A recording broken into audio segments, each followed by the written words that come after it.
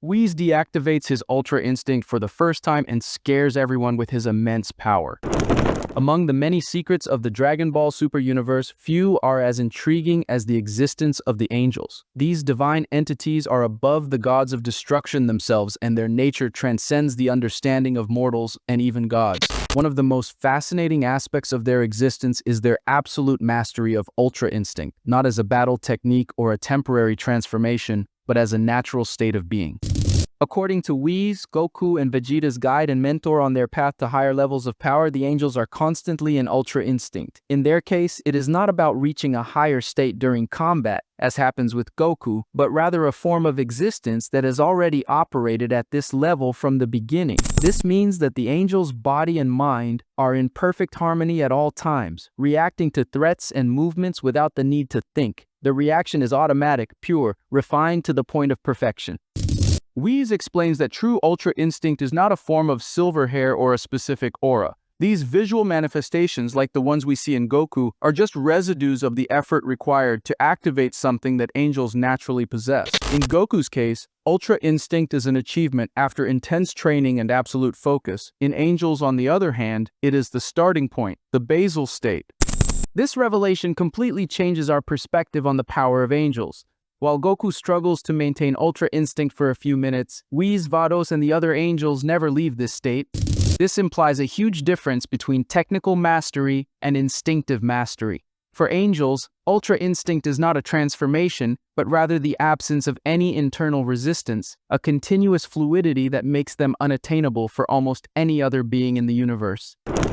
The difference between Goku's complete Ultra Instinct and the natural Ultra Instinct of the angels is not only in appearance but in the degree of mastery over himself. Goku, even after awakening this power, still depends on emotions, strategy, and the right moment to activate it. Angels, on the other hand, live completely detached from these human elements, which allows them to move and react with absolute precision. It is important to note that, for the angels, combat is not necessary. They are not warriors by nature, but rather guardians and instructors of cosmic balance. This makes it even more impressive that they are the absolute masters of the most advanced combat technique known, Ultra Instinct. This also reinforces the reason why they are the only beings capable of training mortals and gods of destruction. When Goku begins to master Ultra Instinct, Whis makes it clear that there are several levels within this technique. The form that Goku accesses in his base, often called Ultra Instinct Signs or Ultra Instinct Nature, is just the beginning. But this is precisely the form closest to the one constantly used by the angels. This version, without extreme physical alterations, without flashy visual transformations, is Goku's true objective: to incorporate Ultra Instinct as part of his self, and not as a technique to be activated.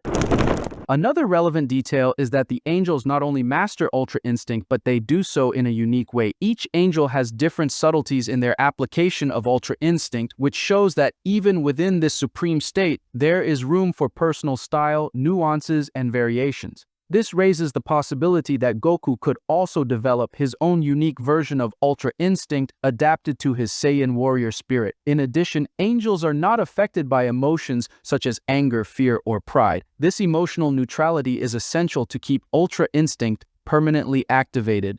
Goku, being an emotional and impulsive being, finds his greatest difficulty precisely in this, controlling his emotions without repressing his essence as a fighter. The path to reaching the level of the angels requires an inner journey much deeper than the mere accumulation of power.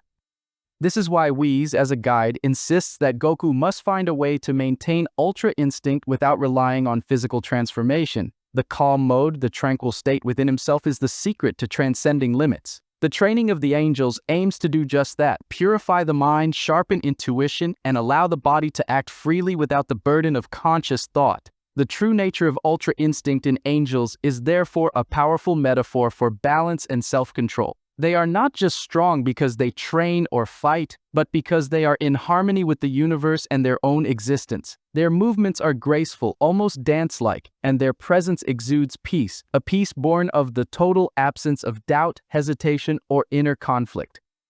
Ultimately, the existence of angels as beings eternally in Ultra Instinct represents an ideal for Goku and perhaps for any other being seeking to transcend their limits, while the gods of destruction represent the raw power, destruction, and chaos necessary for renewal. Angels are the embodiment of perfect technique, peace, and absolute clarity. And Ultra Instinct is the ultimate expression of this silent divinity. Goku seeks not only power but spiritual elevation. By following in the footsteps of the angels, he not only approaches Whis in strength, but also in philosophy. Ultra Instinct in this context is not the end, it is the path. And the angels, always surrounded by him, are the destination he wishes to reach.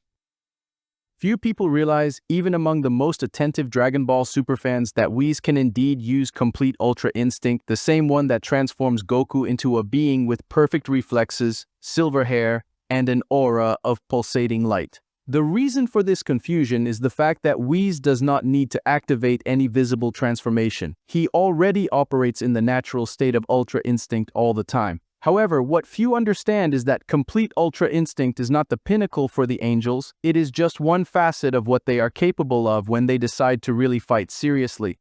In Goku's case, full Ultra Instinct requires a break with his ego, with his desires, with the emotions that hold him back. He transforms physically because his body, still limited by his Ci and biology, needs to channel this power in a visible and controlled way. For Whis, this is unnecessary. He does not need to transform because he is already beyond these physical limitations, but if he did, he could access an intensified version of Ultra Instinct, something that we, with our limited vision, could call the full Ultra Instinct of the angels.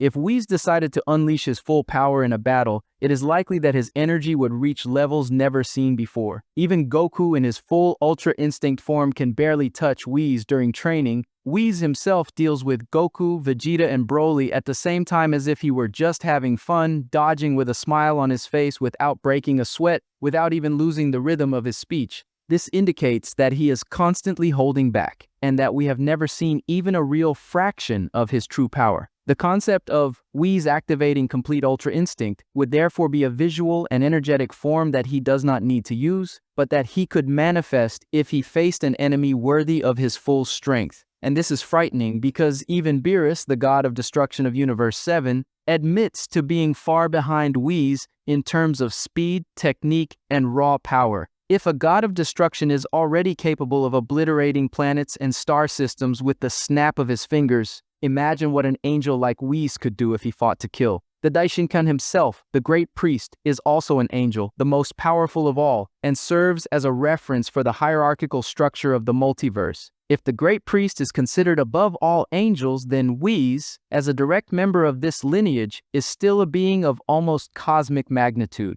When we talk about Whis using Ultra Instinct in its full form, we are not discussing a combat technique, but a force that transcends the physics of the universe itself. One of the most interesting clues about this colossal difference in power lies in the way Whis behaves. He never gets stressed, never shows concern. Even when faced with cosmic threats like Fused, Zamasu, or Moro, Whis remains calm, as if he knows that none of them pose a real danger to him. This is only possible because he understands that, if necessary, he could end any battle with a single move. This absolute dominance translates into something even more incomprehensible. Whis could face not only mortals, but other gods of destruction, or even several at the same time, and still maintain the advantage. With complete Ultra Instinct activated, even if in a symbolic or visual form, Whis' destructive and defensive power would rise to a level that could reshape reality around him if he did not control his actions with divine precision. And this is exactly why angels are forbidden from directly fighting in mortal conflicts or interfering in the events of the universe. The cosmic balance could be broken with absurd ease if an angel decided to get emotionally involved in a battle. The simple activation of complete Ultra Instinct by a being like Whis could theoretically collapse the laws of reality of an inferior universe, given the abysmal difference between his energy and that of other beings. Xeno herself, the supreme entity of the multiverse, deeply respects the angels. This is no coincidence. Although Xeno is the one who holds the power to erase universes with a gesture, it is the angels who maintain the precise functioning of the cosmic gears. And if they wanted to, at least in theory, they could act before Zeno even realized. Of course, this speculation borders on the metaphysical, but it serves to reinforce the magnitude of the hidden power of the angels. And when we think of a confrontation where Whis really needs to activate something similar to complete ultra instinct, perhaps in a war between universes or against entities that threaten the Xenosamas themselves or the multiverse itself, we would see a completely different facet of Whis, a silent presence, but capable of bending time, destroying and recreating galaxies with a gesture, and manipulating the laws of existence with the same ease with which he moves his cane. If Goku one day achieves a natural mastery of Ultra Instinct similar to that of the angels, he will still have a long way to go before he even understands what it truly means to be a being like Whis. Complete Ultra Instinct in Goku is an achievement. In Whis, it is just one of the many aspects of his true nature, a faint reflection of the abyss between the divine and the mortal. Ultimately, the fact that Whis can access this absurd level of power and still choose neutrality and serenity is what's most frightening. True power lies not in destruction, but in restraint, even when you have the ability to erase everything with a thought. Whis doesn't need to prove anything to anyone. But if one day it becomes necessary, the entire universe will be able to witness what true complete ultra instinct is in angelic hands. It is precisely in the face of an unusual threat, such as the existence of the so-called evil angels, that the full use of complete ultra instinct by Whis would become a concrete and inevitable reality. Until now, angels have been portrayed as neutral entities who serve as guides and mentors to the gods of destruction. But the canon and the creators of the franchise themselves have already made room for the idea that not all angels share the same philosophy or loyalty. If angels were to emerge who defied the cosmic rules and wanted to rewrite the laws of the multiverse in their own way, a counterweight of the same nature and power would be needed to stop them, and that someone could only be Whis or the Grand Priest.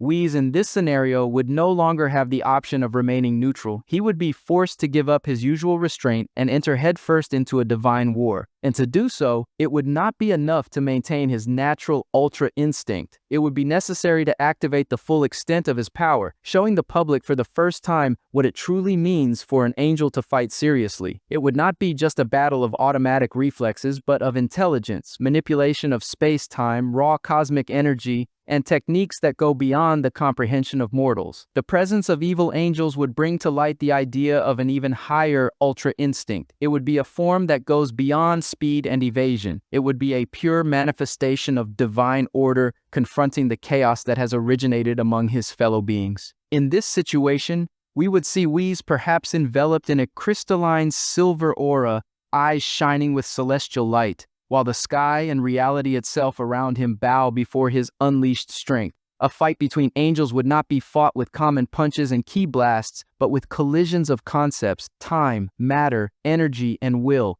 And in this confrontation, the difference between the common angels and Whis would be evident. He is not just Beerus's assistant. He is one of the oldest, most experienced, and most powerful among the angels, and his connection to the great priest is direct.